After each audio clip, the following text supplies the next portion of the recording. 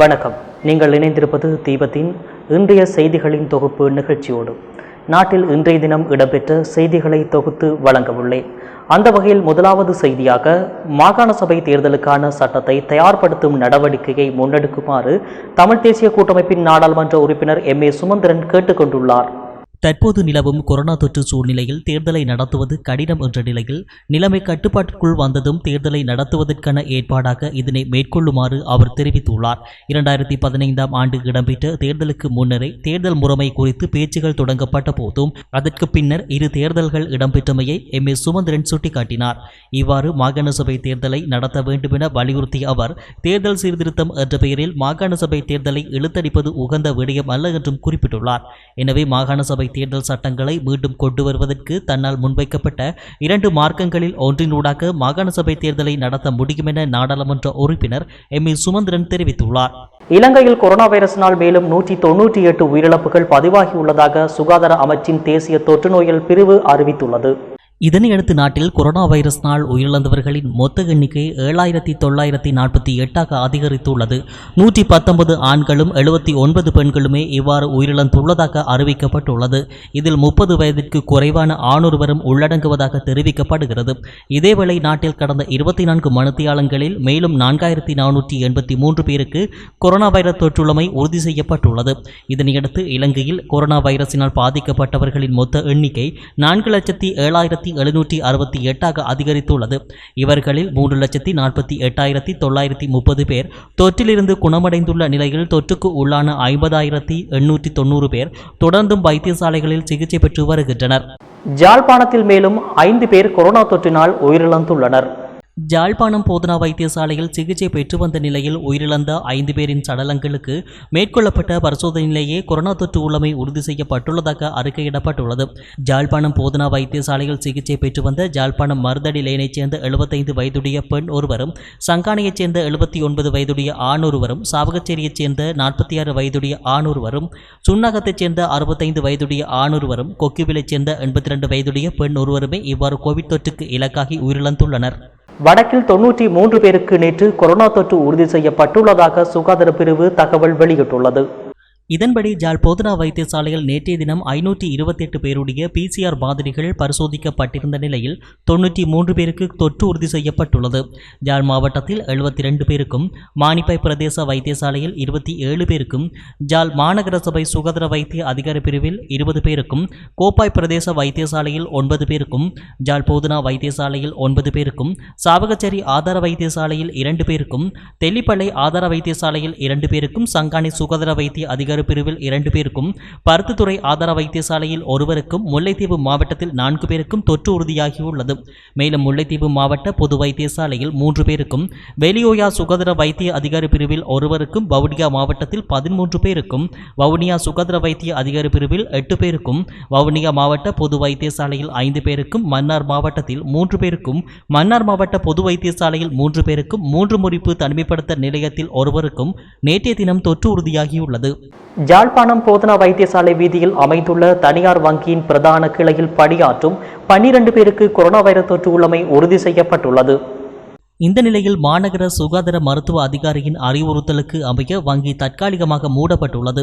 அத்துடன் அந்த கிளையில் பணியாற்றும் 40 உத்தியோகத்தர்கள், சுத்திகரிப்பு தொழிலாளர்கள் சுயதனிமைப்படுத்தப்பட்டுள்ளனர். மேலும் அங்கு நிரந்தர கடமையாற்றுபவர்கள் தவிர்த்த வேறு கிளைகளில் பணியாற்றும் உத்தியோகத்தர்களை கடமைக்கு அமர்த்தி உரிய சுகாதார நடைமுறைகளின் கீழ் கிளையின் நடவடிக்கைகளை மீள ஆரம்பிக்கலாம் என பொது சுகாதார பரிசோதகர் பாவண்ணா சஞ்சீவன் அறிவுறுத்தல் வழங்கியுள்ளார். குறித்த வங்கியின் ஜாழ்ப்பாணம் பிரதான கிளையில் பணியாற்றும் உத்தியோகத்தர்கள், சுத்திகரிப்பு தொழிலாளர்கள் என 34 பேரிடம் நேற்று மாதிரிகள் பெறப்பட்டு PCR பரிசோதனைக்கு உட்படுத்தப்பட்டது. அவர்களில் சுத்திகரிப்பு தொழிலாளி ஒருவர் உட்பட 12 பேருக்கு கொரோனா தொற்றுள்ளமை உறுதிப்படுத்தப்பட்டுள்ளது. தற்போது அமலில் உள்ள தனிமைப்படுத்தல் ஊரடங்கு 30ஆம் திகதிக்கு பின்னரும் நடைமுறையில் இருக்காது என சுகாதார அமைச்சர் ஹெகலியர் ரம்புக்வெல்ல தெரிவித்துள்ளார்.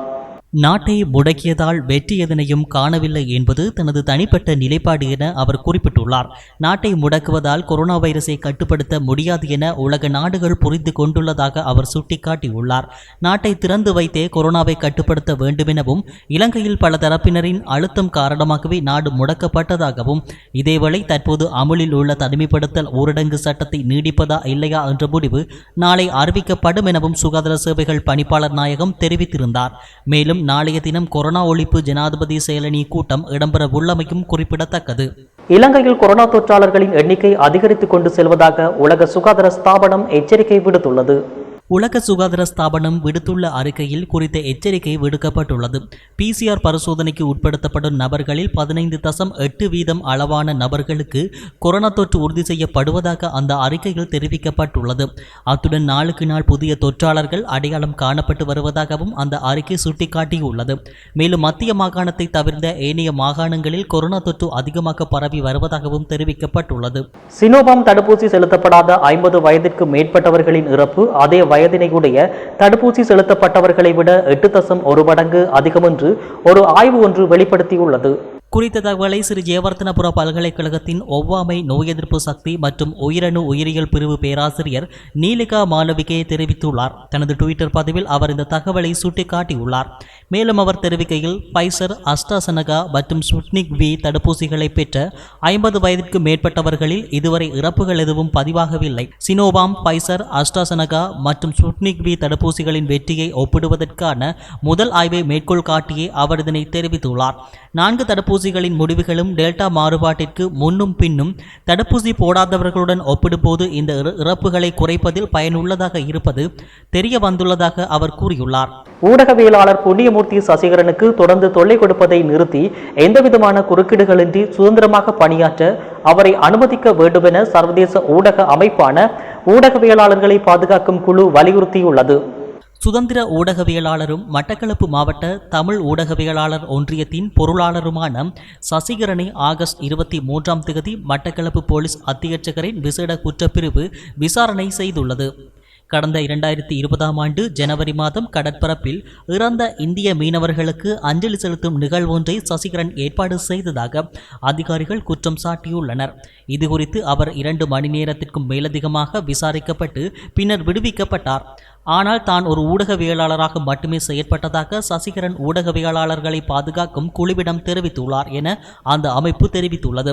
இந்த நிலையில் குறித்த நடவடிக்கை குறித்து இலங்கை போலீசார் பத்திரிகையாளர் புண்ணியமூர்த்தி சசிகரனுக்கு தொடர்ச்சியாக தொல்லை கொடுக்கும் வகையிலான விசாரணைகளை நிறுத்தி குறுக்கீடுகள் இன்றி அவரை பணியாற்ற அனுமதிக்க வேண்டுமென ஊடகவியலாளர்களை பாதுகாக்கும் குழுவின் ஆசியாவுக்கான திட்ட ஒருங்கிணைப்பாளர் ஸ்டீவன் பட்லர் வலியுறுத்தியுள்ளார். மேலும் இலங்கையின் தமிழ் சமூகம் அல்லது வேறு எவராலும் நடத்தப்படும் போராட்டங்கள் குறித்த செய்திகளை ஊடகவியலாளர்கள் வெளியிடுவதை தடுக்கும் வகையில் மிரட்டல் உத்திகளை போலீசார் பயன்படுத்தக்கூடாது எனவும் அவர் கோரிக்கை விடுத்துள்ளார். கோவிட் தொற்று நோயில் நாடு மிக மோசமான மற்றும் மிக உயர்ந்த நிலையை எட்டியுள்ளதாக அரசு மருத்துவ அதிகாரிகள் சங்கத்தின் பொதுச் செயலாளர் டாக்டர் நலிந்த ஹெரத் தெரிவித்துள்ளார். ஊடகவியலாளர்களுக்கு கருத்து தெரிவிக்கும் போதே அவர் இந்த தகவலை தெரிவித்துள்ளார். தொடர்ந்து பேசிய அவர், மோசமான நிலை என்பது இறப்புகளின் எண்ணிக்கை அதிகரிப்பது மட்டுமல்லாமல் வைரஸால் பாதிக்கப்பட்ட சுகாதார அதிகாரிகளின் எண்ணிக்கையும் அதிகரித்து வருகிறது. அதன்படி கோவிட் நோயாளிகளின் எண்ணிக்கை மருத்துவமனையில் உள்ள சிகிச்சை திறனை விட அதிகமாக உள்ளது. தொற்று நோய் காரணமாக மருத்துவமனை படுக்கைகள் மற்றும் தீவிர சிகிச்சை நிலையங்கள் என்பன நிரம்பியுள்ளன. இது இப்படி இருக்கும்போது மறுபுறம் வைரஸால் பாதிக்கப்பட்ட மருத்துவ ஊழியர்களின் எண்ணிக்கை அதிகரித்து வருவதால் மருத்துவ நடவடிக்கைகளுக்கான மனிதவள சிக்கல் நிலையையும் எதிர்கொள்ள வேண்டியுள்ளது என அவர் மேலும் தெரிவித்துள்ளார். பொருட்களின் விலை உயர்வால் 3 மாவட்டங்களிலும் மக்கள் அவதிப்படுவதாக வர்த்தக அமைச்சர் பந்துல குணவர்த்தனவுக்கு வன்னி பாராளுமன்ற உறுப்பினர் செல்வம் அடைக்கலநாதன் கடிதம் ஒன்றை அனுப்பியுள்ளார். குறித்த கடிதத்தில் அத்தியாவசிய பொருட்களுக்கு நிர்ணயிக்கப்பட்ட விலையில் அல்லது கட்டுப்பாட்டு விலையில் எந்த பொருட்களையும் பெற முடியாத சூழ்நிலை எனது தேர்தல் மாவட்டங்களான மன்னார், வவுனியா மற்றும் முல்லைத்தீவில் உள்ளது. ஏழைகளின் உணவுப் பொருட்களாக கருதப்படும் அனைத்து அத்தியாவசிய பொருட்களும் கட்டுப்பாட்டு விலைக்கு மேல் விற்கப்படுகின்றன. இந்த விவகாரத்தை ஆராய எந்த அரசு அதிகாரிகளும் முன்வருவதாக தெரியவில்லை. பொருட்களின் விலை அரசாங்கத்தினால் நிர்ணயிக்கப்பட்டிருந்தும் கூட நிர்ணயிக்கப்பட்ட விலைக்கு மாறுபட்டு கூடிய விலையில் பொருட்கள் யாவும் விற்கப்படுகின்றன. அரசு விதித்த கட்டுப்பாட்டு நிர்ணய விலை பொருந்தாததாக கூடுதலாக இங்கு காணப்படுகிறது. இதற்கு காரணம் அரசு அதிகாரிகளின் அசம்பந்த போக்கு என்றே கூற வேண்டும். மக்கள் எவ்வளவு கடினமாக உழைத்தாலும் தங்கள் வாழ்க்கையை முன்னெடுத்து செல்ல முடியாத சூழ்நிலையே இங்கு காணப்படுகிறது. எனவே இவ்விடயத்தினை கவனத்தில் இருத்தி இந்த மக்களின் அவதி நிலையினை போக்க உரிய நடவடிக்கை எடுக்க முன்வருமாறு கேட்டுக் கொள்கின்றேன் என தெரிவித்துள்ளார். தமிழ் தேசிய கட்சிகள் எதிர்காலத்தில் இணைந்து பயணிப்பதற்கு தீர்மானித்துள்ளதாக மட்டக்களப்பு மாவட்ட தமிழ் தேசிய கூட்டமைப்பின் நாடாளுமன்ற உறுப்பினரும் தமிழீழ விடுதலை இயக்கத்தின் செயலாளர் நாயகமுமான கோவிந்தன் கருணாகரன் தெரிவித்துள்ளார்.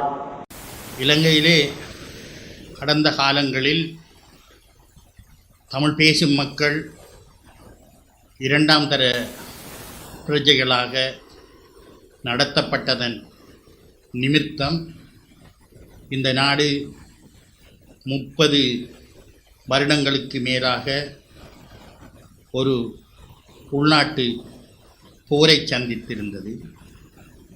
அந்த போரின் மூலமாக தமிழ், சிங்கள, முஸ்லீம்கள் என்று சொல்லி பல்லாயிரக்கணக்கான உயிர்களை இந்த நாடு இழந்திருக்கின்றது. இருந்தும் 2009 அந்த போர் மௌனிக்கப்பட்டிருந்தாலும் அந்த போர் எதற்காக தொடங்கப்பட்டது, எப்படி தொடங்கப்பட்டது என்பதற்கு ஒரு உதாரணமாக மீண்டும் எதிர்காலத்திலே இப்படி ஒரு நிலைமை வரக்கூடிய சூழ்நிலைக்கு இந்த அரசாங்கத்துடன் இருக்கும் மேலதிகாரிகள் தமிழ் பேசும் மக்களை ஒடுக்கி அவர்களை துன்புறுத்தும் நிலைமை அதிகாரிகள் மட்டத்திலே மீண்டும் ஒரு முறை அரங்கேறியிருக்கின்றன. வெளிநாடு செல்வோருக்கு வசதியாக ஆன்லைன் முறை மூலம் ஸ்மார்ட் கொரோனா தடுப்பூசி செலுத்தப்பட்ட சான்றிதழ் வழங்கும் முறையொன்று அறிமுகம் செய்யப்பட்டுள்ளது. அதற்கமைய COVID-19 health.gov.lk சர்டிபிகேட் எனும் இணையதள இணைப்பினூடாக சென்று தங்களது விவரங்களை வழங்கி குறித்த சான்றிதழை பெற முடியும் என அறிவிக்கப்பட்டுள்ளது. சுகாதார அமைச்சு மற்றும் உலக சுகாதார ஸ்தாபனம் ஆகியவற்றுடன் இணைந்து இலங்கை தகவல் தொடர்பான தொழில்நுட்ப நிறுவனமான ICTA-இனால் குறித்த சேவை அறிமுகம் செய்யப்பட்டுள்ளது. குறித்த தளத்தில் விண்ணப்பதாரி தனது பெயர், முகவரி, கடவுச்சீட்டு இலக்கம், வெளிநாடு செல்லும் திகதி உள்ளிட்ட தகவல்களை வழங்க வேண்டும். அத்துடன் கடவுச்சீட்டு, தேசிய அடையாள அட்டை, தடுப்பூசி செலுத்திய அட்டை, வெளிநாடு செல்வது தொடர்பான ஆவணங்களின் ஸ்கேன் செய்யப்பட்ட படத்தையும் இணைக்க வேண்டும் என்பது குறிப்பிடத்தக்கது. பூரணமாக தடுப்பூசி பெற்றுக்கொண்ட இந்திய சுற்றுலா பயணிகளுக்காக எதிர்வரும் செப்டம்பர் 1 முதல் இலங்கை வர அனுமதி வழங்கப்பட்டுள்ளது. அத்துடன் நாட்டுக்கு வருகை தரும் இந்திய பயணிகள் விமான நிலையத்தில் கோவிட் பரிசோதனை செய்து கொண்டதன் பின்னர் 3 அல்லது 5 நட்சத்திர விடுதியொன்றில் தங்கியிருக்க வேண்டும் என தெரிவிக்கப்பட்டுள்ளது. இந்திய பயணிகளுக்காக ஸ்ரீலங்கன் ஏர்லைன்ஸ் விமான சேவை எதிர்வரும் 1 முதல் சென்னை, மும்பை மற்றும் பெங்களூர் நோக்கி பயணங்களை ஆரம்பிக்க உள்ளதுடன் மாத இறுதியில் புதுடில்லி வரையான பயணங்கள் ஆரம்பிக்கப்பட உள்ளதாக குறிப்பிடப்பட்டுள்ளது. இதேவேளை கொழும்பிலிருந்து மதுரை, திருச்சி, திருவனந்தபுரம் மற்றும் கொச்சின் வரையான விமான சேவைகளை மீண்டும் ஆரம்பிக்க எதிர்பார்ப்பதாக ஸ்ரீலங்கன் ஏர்லைன்ஸின் சர்வதேச விற்பனை மற்றும் விநியோக பிரிவு பிரதானி திமுத்து தென்னகோன் டைம்ஸ் ஆஃப் இந்தியா பத்திரிகைக்கு தெரிவித்துள்ளார். COVID-19 தொற்று நோயை கட்டுப்படுத்த இலங்கையை குறைந்தது இன்னும் 14 நாட்களுக்கு பூட்ட வேண்டும் என்று ஐக்கிய தேசிய கட்சியின் தலைவர் ரணில் விக்ரமசிங்க தெரிவித்துள்ளார். தொற்று நோயால் பாதிக்கப்பட்டு தினசரி அறிக்கையிடப்படும் நோய் தொற்றுகள் மற்றும் இறப்புகளின் எண்ணிக்கையை குறைக்க கணிசமான காலத்திற்கு மக்களின் பயணத்தை கட்டுப்படுத்துவது அவசியம் என எதிர்க்கட்சித் தலைவர் ரணில் விக்ரமசிங்க தெரிவித்துள்ளார். தடுப்பூசி திட்டத்தை வெற்றிகரமாக செயல்படுத்திய போதிலும் புதிய நோய் தொற்றுகள் மற்றும் இறப்புகளின் எண்ணிக்கை அதிகரித்து வருகிறது. ஆகஸ்ட் முதல் 20 நாட்களில் 3000க்கும் மேற்பட்டோர் இறந்துள்ளனர் என்றும் அவர் தெரிவித்துள்ளார். நாட்டை மூடுவது பொருளாதாரத்தில் கடுமையான தாக்கத்தை ஏற்படுத்தலாம் என்ற போதிலும் மக்களின் வாழ்க்கையை கருத்தில் கொள்ள வேண்டும் என ரணில் விக்ரமசிங்க மேலும் தெரிவித்துள்ளார். பொருளாதாரத்தை கட்டியெழுப்ப சர்வதேச நாணய நிதியத்தின் ஆதரவை பெறுவதில் அரசாங்கம் கவனம் செலுத்த வேண்டும் எனவும் ஐதேக தலைவர் மேலும் தெரிவித்துள்ளார். யாழ்ப்பாணம் மாவட்ட அரசு அதிபர் கணபதி பிள்ளை மகேசன் தனிமைப்படுத்தப்பட்டுள்ளார். தனது அலுவலகத்தில் ஒரு பணியாளருக்கு தொற்று உறுதியான நிலையில் மற்றவர்களுக்கு பாதிப்பு ஏற்பட்டுவிடக் கூடாது என்பதற்காக தனது வீட்டிலிருந்து மாவட்ட செயலர் பணிகளை ஆற்றி வருகின்றார். இதேபோல் மாகாண சுகாதார பணிப்பாளர் கேதீஸ்வரனும் தொற்று அபாயம் ஏற்படும் என்பதை உணர்ந்து முன்கூட்டியே தன்னை சுயதனிமைப்படுத்திக் கொண்டிருந்தார். ஆனாலும் யாழ்ப்பாணத்தில் பலர் பொறுப்புணர்வற்று இப்போது உள்ளனர். குறிப்பாக அண்மையில் ஒரு சுகாதார வைத்திய அதிகாரி பணிமனையில் பலருக்கு தொற்று உறுதியான போதும் எந்த மேல் நடவடிக்கையும் எடுக்கப்படவில்லை. அந்த பணிமனை தொடர்ந்து இயங்குவதாக அங்கு பணியாற்றும் ஊழியர்களை குற்றம் சாட்டியிருந்தமை குறிப்பிடத்தக்கது. இத்துடன் இன்றைய செய்திகளின் தொகுப்பு நிறைவடைகின்றது. தொடர்ந்தும் தீபம் தொலைக்காட்சியோடு இணைந்திருங்கள். வணக்கம்.